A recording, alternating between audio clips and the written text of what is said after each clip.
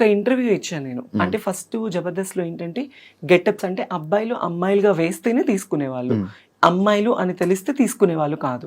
So నేను ఇంటర్వ్యూలో కొన్ని అబద్ధాలు చెప్పాను. సుమన్ టీవీ, ఫ్రైడే పోస్టర్ వాళ్ళకి నన్ను ఎక్కడ నాకు ఛాన్సెస్ తగ్గిపోతాయా, నాకు ఎక్కడ తీసుకోరా, నేను అబ్బాయినినండి, నాకు అలా కాదు, నీకు ఇలా ఇలా అని చెప్పి నేను కొన్ని అబద్ధాలు చెప్పా. అంటే తెలిసి తెలియని వయసు అప్పుడు నాకు ఏమి ఛాన్సెస్ రావేమో ఆ ఒక్క భయంతోనే వాట్ యామ్ అనేది నేను ఓపెన్ అవ్వలేకపోయాను అక్కడ.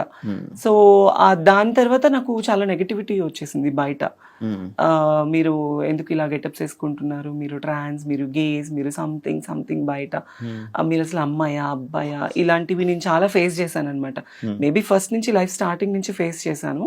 సో ఇంకా ఎక్కువ అయిపోయింది. ఇంకా దానివల్ల నాకు ఎందుకో నేను తప్పు అనిపించింది. నాకు ఏ ఛానల్కి ఇంటర్వ్యూ ఇవ్వాలని అనిపించలేదు.